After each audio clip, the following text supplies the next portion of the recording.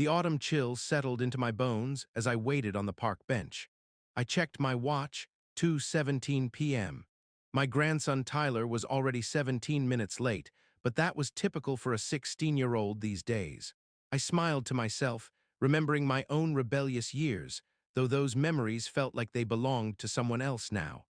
I'm Richard Calloway, 62 years old, with more salt than pepper in what's left of my hair. After 4 decades working as a civil engineer in Boston, I'd finally retired last year. My retirement plan had been simple: spend more time with my son James and his family, especially my grandson Tyler. But life has a way of derailing even the most modest of plans. The text message from Tyler had been cryptic: need to talk, important, park bench by the duck pond. 2 p.m. Tyler and I had always been close, even after the divorce from his mother Rebecca 12 years ago. She'd gotten primary custody, but James had stayed with me most weekends, and as he grew up, Tyler often tagged along. "Grandpa," Tyler's voice snapped me from my thoughts. He jogged toward me, his lanky frame drowning in an oversized Boston College hoodie. His face looked drawn, eyes puffy like he hadn't slept. "Hey kiddo," I said, making room on the bench. "Everything okay?" He sat down hard, staring at the ground. "No, nothing's okay." His voice cracked slightly. "What's going on?" I placed a hand on his shoulder, feeling him tense beneath my touch. Tyler took a deep breath. "It's about Mom's new husband." Rebecca had remarried about 6 months ago to a guy named Daniel Pierce. I'd only met him once, at James's birthday dinner. He seemed decent enough, successful real estate developer, well-spoken, drove a Tesla, the kind of guy who looked like he had his life together. "What about him?" I asked. Tyler's hands twisted in his lap. "I heard them talking last night. They didn't know I was home." He swallowed hard. "Mom was angry about something and they were fighting. And then," his voice dropped to a whisper, "Mom said something about how Daniel was my dad. My real dad." The words hit me like a freight train. My mind raced through calculations and dates, through memories of 27 years ago when James was born. Rebecca and I had been married for 3 years at that point. There had never been any indication, any suspicion. "Are you sure that's what you heard?" I asked, struggling to keep my voice steady. Tyler nodded miserably. "Daniel said something like, 'You promised we'd never tell him,' and Mom was crying, saying she was sorry, that she never meant to lie all these years." My chest tightened. "Did they see you?" "No, I snuck back out and went to Brad's house. I couldn't stay there, Grandpa." His eyes finally met mine, brimming with tears. "Does Dad know? Is Daniel really my father's father?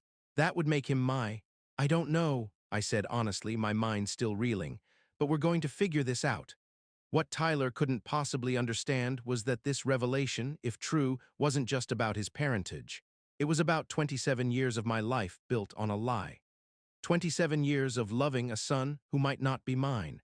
27 years of sacrifice and dedication, working 60-hour weeks to provide for a family that had been keeping the most fundamental secret from me.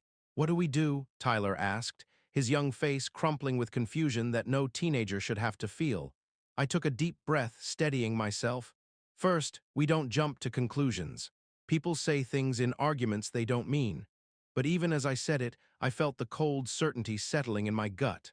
"Second, we keep this between us for now until I can talk to your dad." Tyler nodded, wiping his eyes with his sleeve.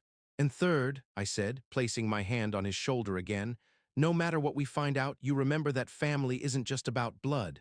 It's about who shows up, who loves you, who stays." His shoulders relaxed slightly under my touch. "Yeah, I know, Grandpa." As we sat there, watching the ducks glide across the pond's surface, I tried to project a calmness I didn't feel. Inside, a storm was brewing, a tempest of betrayal, doubt, and a slow-burning anger that I hadn't felt in decades. That night, I couldn't sleep. Every time I closed my eyes, I saw Rebecca's face on our wedding day, then on the day James was born. I remembered holding him in the hospital, this tiny bundle with wisps of dark hair just like mine. Had she known even then? Had she looked at our son, my son, and seen Daniel's features instead of mine? The digital clock on my nightstand blinked 3:27 a.m. when I finally gave up on sleep. I shuffled to my home office and unlocked the bottom drawer of my desk. Inside was a photo album I hadn't opened in years. I flipped through the pages slowly: James's birth, his first steps, little league games, high school graduation. I studied his face in each photo, looking for resemblances I might have missed. James had always favored Rebecca more than me, with her hazel eyes and straight nose. But there were things I'd always attributed to my side of the family: the shape of his jaw, the way one eyebrow arched higher than the other when he was skeptical. Now, with this new lens, I saw different possibilities. What if those features weren't from my bloodline at all? What if every time someone had said, "He's got your smile, Richard," it had been a cosmic joke at my expense? By the time morning came, my shock had hardened into resolve. I needed answers.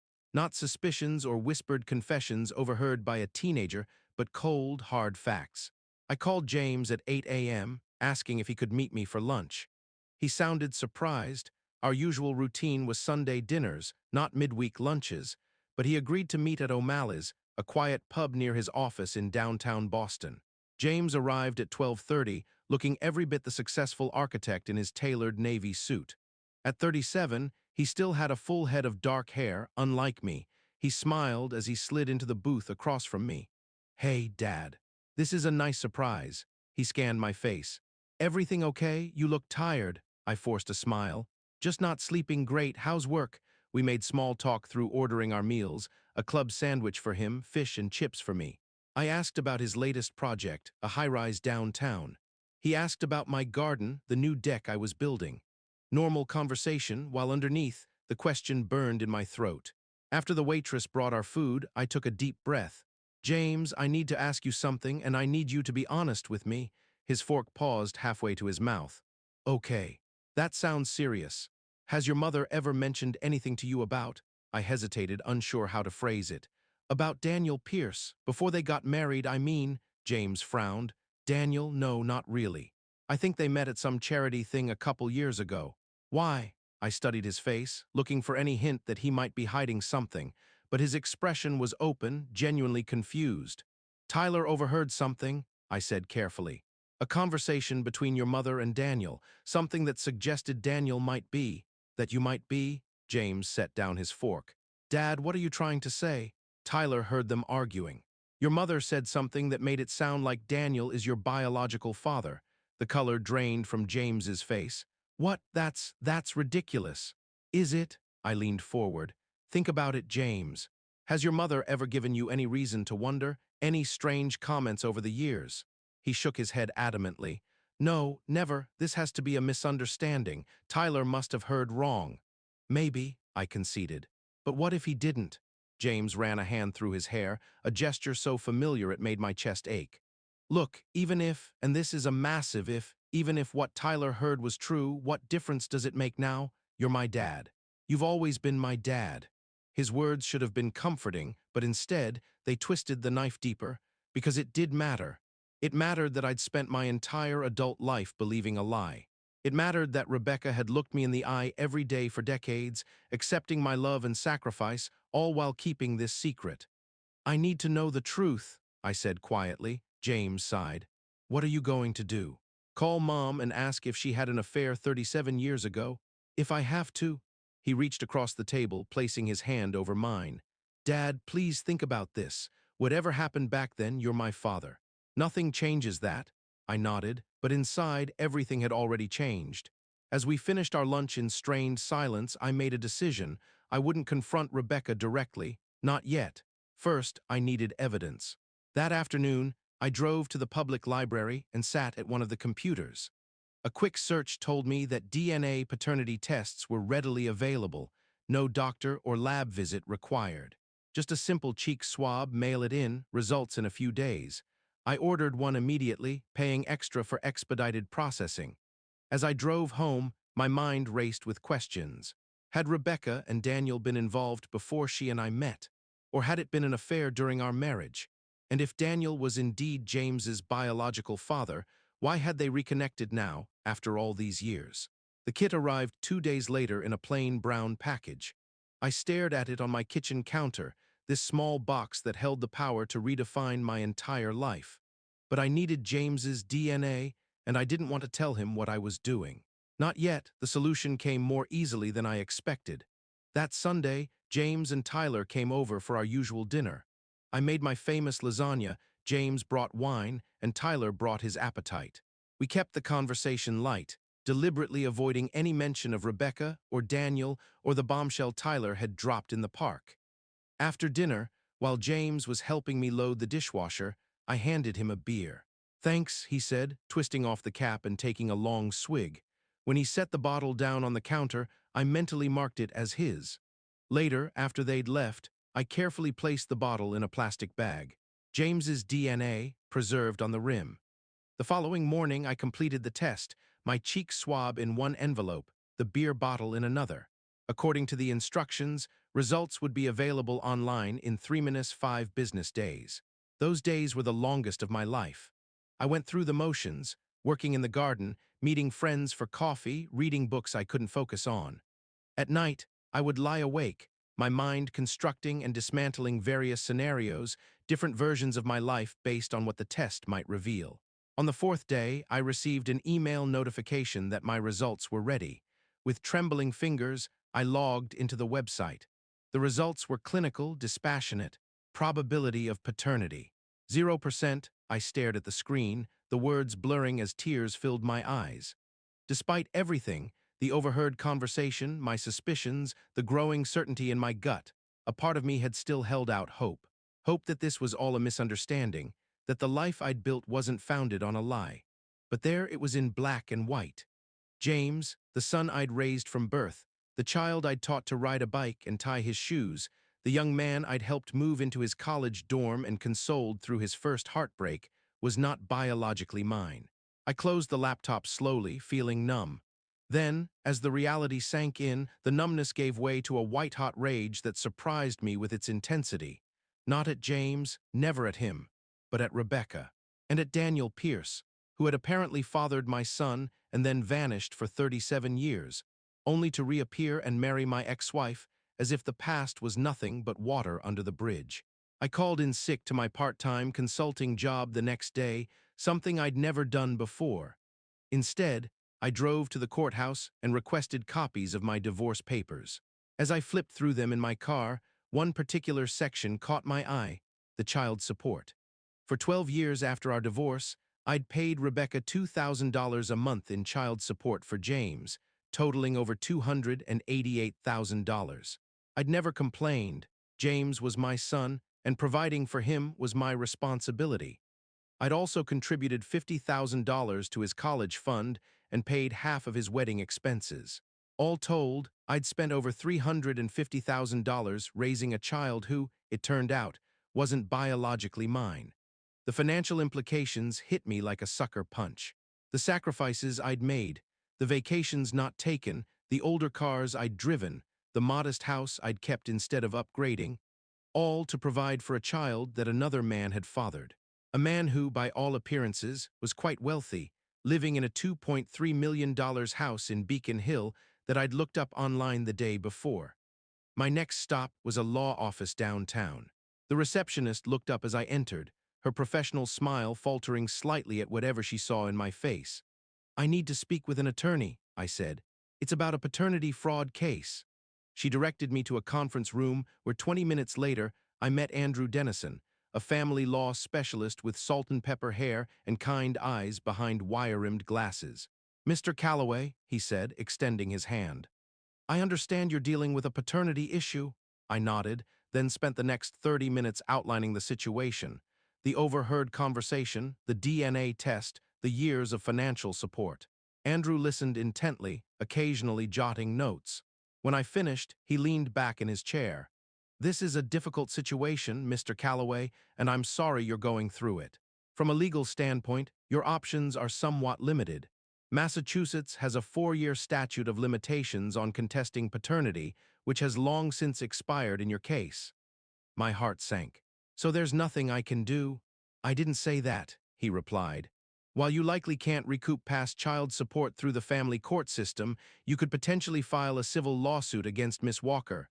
Pierce now," I corrected bitterly. "Against Miss Pierce, then, for fraud.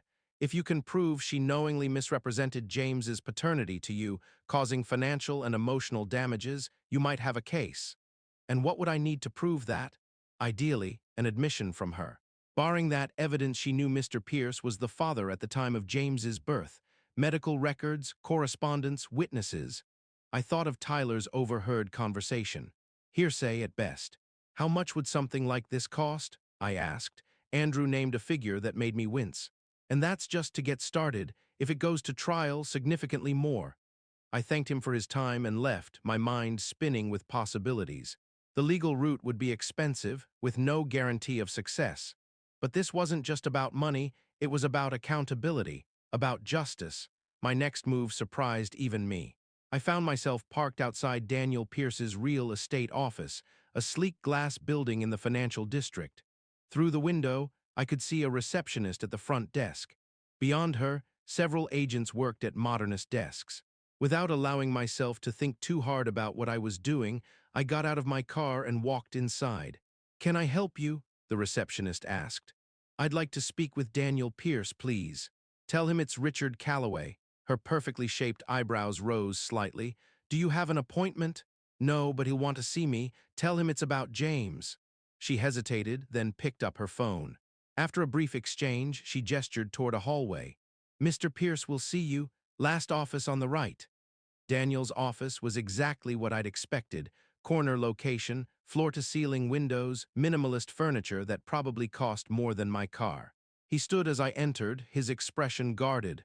"Richard," he said, not extending his hand, "this is unexpected." I closed the door behind me. "I'll get right to the point, Daniel. I know you're James's biological father." If I'd hoped for shock or denial, I was disappointed.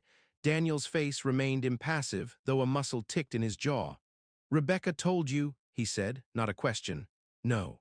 Tyler overheard you two arguing. I confirmed it with a DNA test." Daniel sank back into his chair. "Sit down, Richard." I remained standing.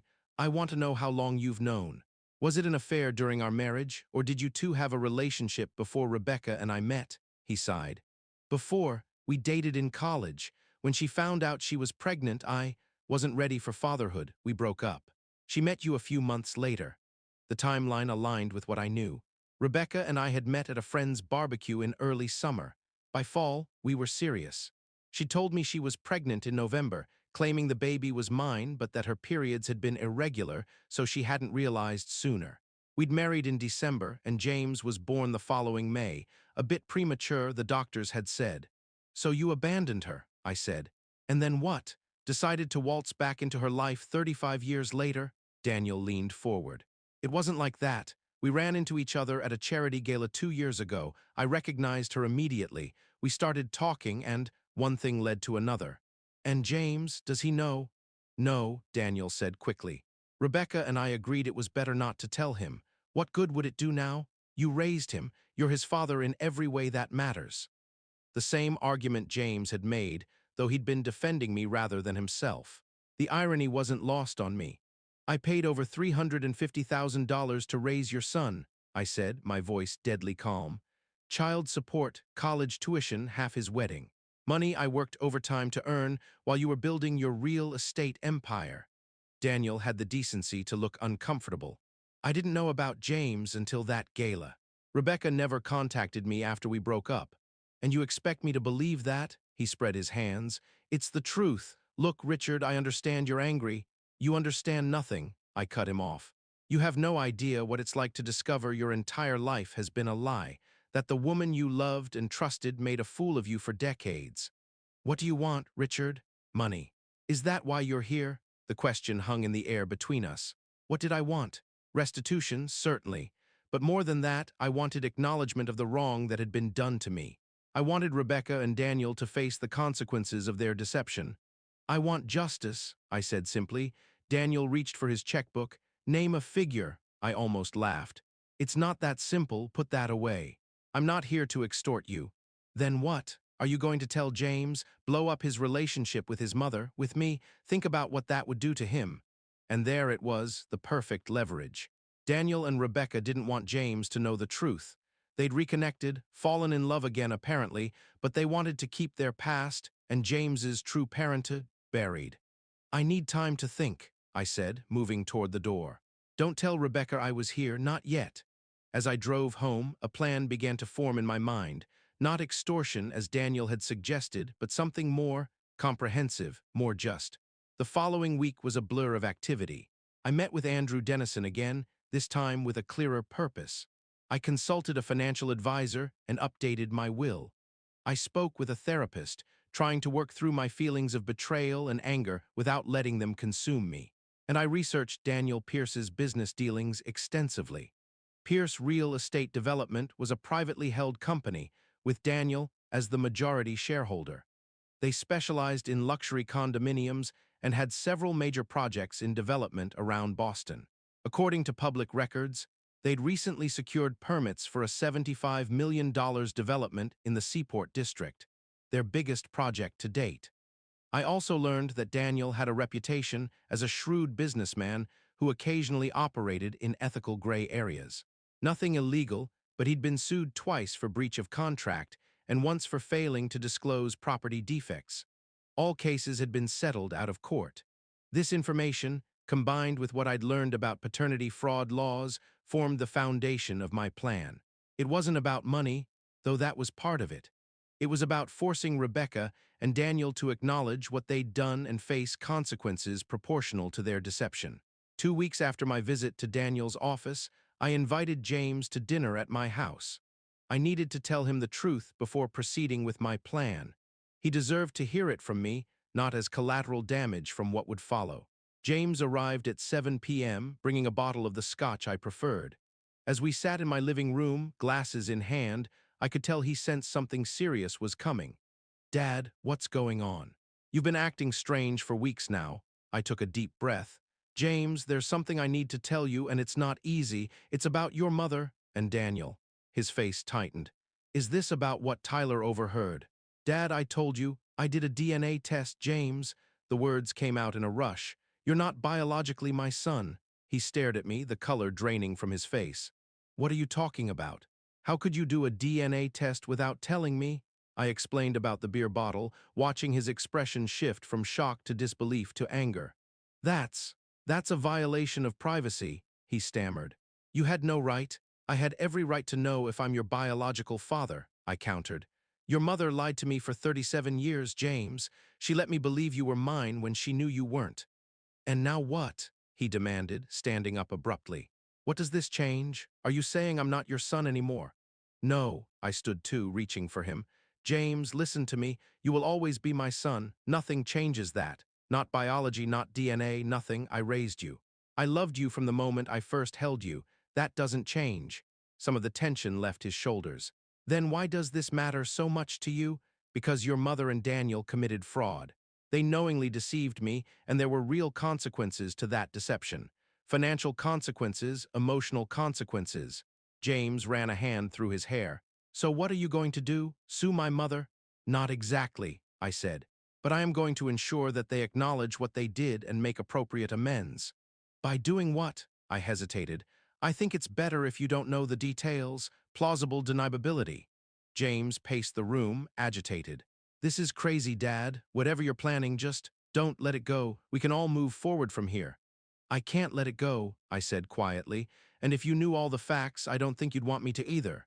He stopped pacing. "What facts? What aren't you telling me?" I considered my words carefully. "I've been doing some research into Daniel's business, his past. There are things about him that would concern you." "Like what?"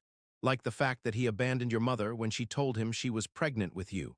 Like the fact that he's been sued multiple times for shady business practices. Like the fact that he and your mother have been lying to your face since they reconnected 2 years ago." James sank back onto the couch. "Daniel knew. All this time?" I nodded. "According to him, he didn't know about you until he ran into your mother at a charity event 2 years ago. But once they reconnected, they decided to keep the truth from both of us. And Mom just went along with that, after letting you believe I was yours for my entire life." "Yes." James was quiet for a long moment. "I don't know what to say, I don't know what to think." "You don't have to say or think anything right now," I told him. "Take some time, process this. But please understand that I need to do something about this. Not just for me, but for you too, for the relationship that was stolen from you with your biological father." He looked up at me, his eyes, Rebecca's eyes, I now realized, filled with confusion.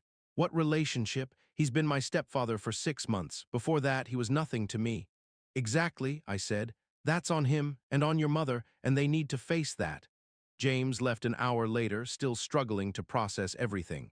I knew it would take time for him to come to terms with the revelation, but I also knew he would eventually understand why I couldn't simply let this go. The next day, I set my plan in motion. My first stop was a small legal services office in Cambridge, where I filed paperwork to establish a new corporation, Callaway Investments, LLC. Through this entity, I would make a series of strategic moves designed to bring Rebecca and Daniel's deception to light, while securing appropriate compensation for the fraud perpetrated against me. My second stop was a meeting with a private investigator named Malone, a former Boston PD detective with a reputation for thoroughness and discretion. I needed more information about Daniel's business dealings, specifically anything that might give me leverage in what was to come. Over the next 3 weeks, Malone provided regular updates. Daniel's company was more vulnerable than it appeared on the surface. The Seaport project was highly leveraged, with several investors growing nervous about delays in the permitting process. Daniel had recently taken out a large personal loan, presumably to cover cash flow issues until the project got fully underway. Armed with this information, I moved to the next phase of my plan. Through Callaway Investments, I began quietly purchasing shares in the various LLCs that made up Pierce Real Estate Development's investor network. Nothing large enough to trigger any alarms, but sufficient to give me a seat at the table when the time came. I also drafted a detailed letter with my attorney, outlining the paternity fraud and its financial implications. The letter didn't explicitly threaten legal action, but made it clear that I had documented evidence of the deception and was prepared to pursue all available remedies. Before sending the letter, I called James. He'd been distant since our conversation, which I understood. This wasn't easy for any of us. I'm moving forward with addressing the situation with your mother and Daniel, I told him. I wanted you to know. What exactly are you planning to do? He sounded tired. I'm going to confront them formally with evidence, give them an opportunity to make this right before things escalate, and if they don't, then I'll be forced to take more direct action. James sighed. Dad, please don't do anything that will make this situation worse. I'm not out to destroy anyone, James. I just want justice, an acknowledgement of what they did. After we hung up, I mailed the letter to Rebecca and Daniel's home, certified mail with return receipt requested. Then I waited. The call came 3 days later. Daniel, his voice tight with controlled anger. We need to talk, he said. Not over the phone. Meet me at my office tomorrow, 10 a.m. I agreed, knowing this was the response I'd expected. The letter had laid out enough of my evidence to concern them, but not my full hand. That I would reveal in person. The following morning, I arrived at Pierce Real Estate Development at precisely 10 a.m. The receptionist led me straight to a conference room where Daniel and Rebecca waited. Seeing Rebecca for the first time since learning the truth was jarring. She looked older than I remembered, lines of worry etched around her eyes and mouth. Richard, she said, her voice barely above a whisper. I don't know what to say. Then don't say anything, I replied, taking a seat across from them. Just listen. I laid out the facts as I knew them, the DNA test results, the calculated financial impact of the paternity fraud, the legal options available to me. I explained that while the statute of limitations might prevent me from reclaiming past child support through family court, civil litigation for fraud remained a viable option. But that's not why I'm here, I continued. Litigation is expensive, time-consuming, and would inevitably become public. None of us want that, especially not you two. Daniel leaned forward. So what do you want? 3 things, I said. First, financial restitution. The $350,000 I spent raising your biological son, plus interest. Second, a written acknowledgement of the fraud, signed by both of you, admitting to the deception. And third, full disclosure to James about the circumstances of his birth and the subsequent cover-up. Rebecca paled. Richard, please, James will hate me if he knows everything. He already knows the essentials, I said. That Daniel is his biological father and that you both chose to hide that fact. What he doesn't know are the details, and he deserves those. Daniel's jaw tightened. And if we refuse, then I'll be forced to pursue other avenues, I said calmly, including, but not limited to, exercising the shareholder rights I've recently acquired in several of your investment vehicles. Daniel's eyes widened. What are you talking about? Callaway Investments has been quite active lately, I explained. We've taken positions in 3 of the LLCs backing your Seaport project. Small positions, but enough to request financial audits, call shareholder meetings, ask uncomfortable questions about permit delays and cost overruns. You're bluffing, Daniel said, but I could see the uncertainty in his eyes. Am I? I slid a folder across the table. These are copies of the purchase agreements. As you can see, they're quite real. Daniel flipped through the documents, his face darkening. This is blackmail. No, it's leverage, I corrected. Blackmail would involve threatening to expose something illegal. I'm simply pointing out that I now have the ability to create complications for your business. Complications that could be avoided if you do the right thing. Rebecca placed a hand on Daniel's arm. We should listen to him, Daniel shook her off. The financial demand is one thing, but a written admission of fraud, that could be used against us legally. It won't be, I assured him. The document will be confidential, held by my attorney, to be destroyed upon my death, provided the financial terms are met. Consider it insurance. And James? Rebecca asked. What exactly do you want us to tell him? Everything, I said. How you and Daniel were involved before you met me, how you knew all along that he was Daniel's son, how you deliberately concealed that fact for 37 years. Rebecca's eyes filled with tears. It wasn't like that, Richard. I didn't know for certain. Daniel and I had broken up weeks before I met you. When I found out I was pregnant, I thought, I hoped. Don't, I cut her off. DNA doesn't lie, Rebecca, and neither did you when you told Daniel you promised we'd never tell him. Tyler heard you. Your own grandson. She looked away, unable to meet my gaze. Daniel cleared his throat. The money isn't a problem. We can arrange a payment today, but the written admission and the conversation with James. We need time to consider those terms. You have 48 hours, I said, standing. After that, I'll instruct my attorney to explore all available legal remedies, and I'll exercise my shareholder rights to their fullest extent. As I walked out of the conference room, I felt a strange mixture of satisfaction and emptiness. This wasn't the closure I'd imagined when I'd first learned the truth, but it was a step toward justice, toward setting right a wrong that had shaped decades of my life. 2 days later, Daniel called. They would meet my terms, all of them. The financial restitution came in the form of a wire transfer to an account I'd established specifically for this purpose. $350,000 plus 37 years of compound interest at 5%, a total of just over $1.5 million. More money than I'd ever expected to see in my lifetime. The written acknowledgement was drafted by my attorney and signed by both Rebecca and Daniel in his presence. It laid out the facts plainly. Rebecca had been pregnant with Daniel's child when she met me, had knowingly misrepresented James as my biological son, and had maintained that deception throughout our marriage and beyond. Daniel acknowledged that he'd learned the truth 2 years ago and had chosen to continue the deception. The most difficult part was the conversation with James. At my insistence, we all met at a neutral location, a private room at a restaurant downtown.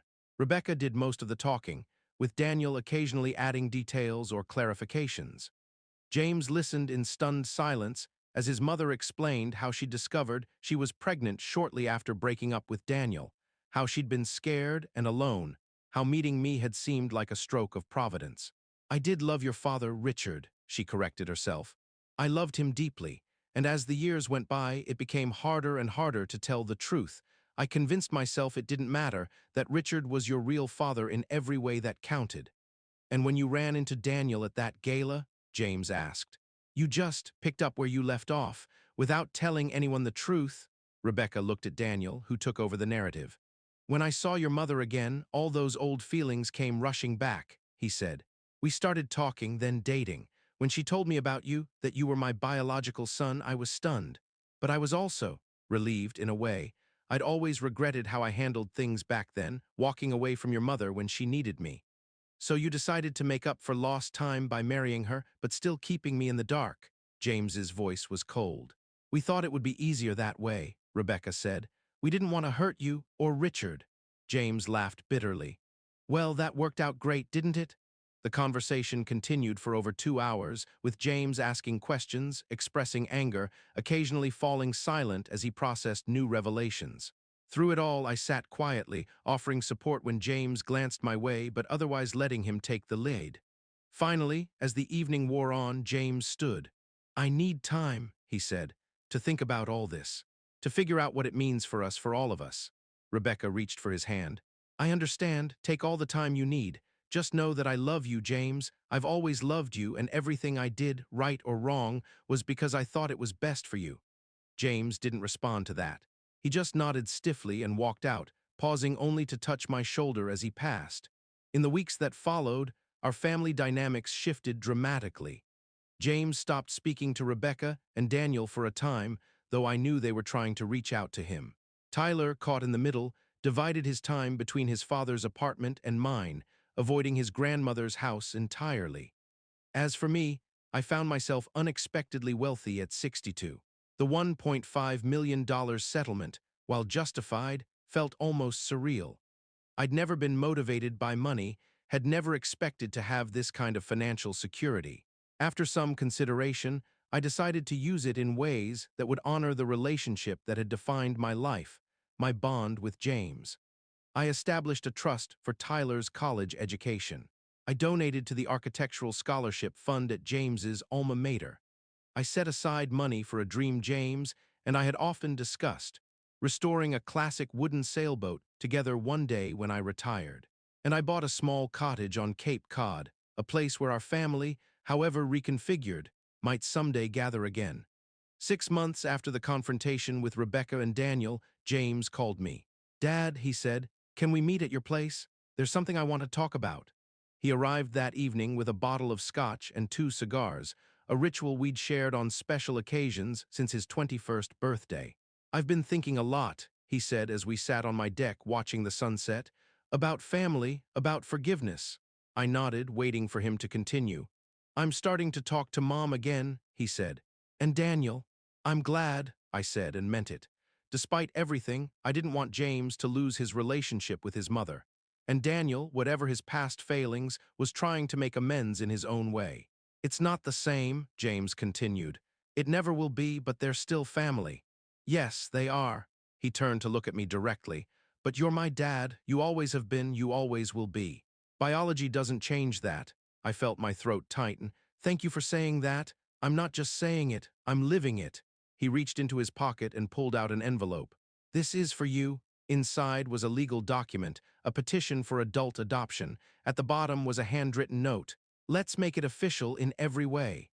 I looked up, tears blurring my vision. "James, you don't have to do this." "I know," he said, "but I want to for both of us." We sat in silence for a moment, the weight of his gesture settling between us. "What about Daniel?" I finally asked. "How does he feel about this?" James shrugged. "He understands, or he's trying to. The truth is, he gave up any right to have an opinion when he walked away 37 years ago. He may be my biological father, but you're my dad." The adoption was finalized 3 months later, a simple courthouse procedure that changed nothing and everything. James kept his name, but added Calloway as a middle name. Tyler started coming around more often, the awkwardness of the initial revelation fading as our new family dynamic solidified. Rebecca and Daniel remained in our lives at a distance that gradually decreased as wounds began to heal. Not forgiveness exactly, but a kind of détente, a recognition that the past couldn't be changed, only the future. As for me, I found a peace I hadn't expected. The anger and betrayal that had consumed me in those early days after learning the truth had burned itself out, leaving behind a clarity I hadn't anticipated. I'd lost the illusion of a life I thought I'd lived, but I'd gained something more valuable, the certainty that the bond between James and me transcended biology. On my 63rd birthday, we all gathered at the Cape Cod cottage, James and his wife, Tyler, even Rebecca and Daniel. We ate seafood on the deck, drank good wine, and watched the sunset over the bay. Tyler's announcement that he'd been accepted to Boston College's pre-med program was met with cheers and toasts. Later, as the others cleaned up inside, James joined me at the water's edge. "Happy birthday, Dad," he said, handing me a small, wrapped package. Inside was a framed photo, one I'd never seen before.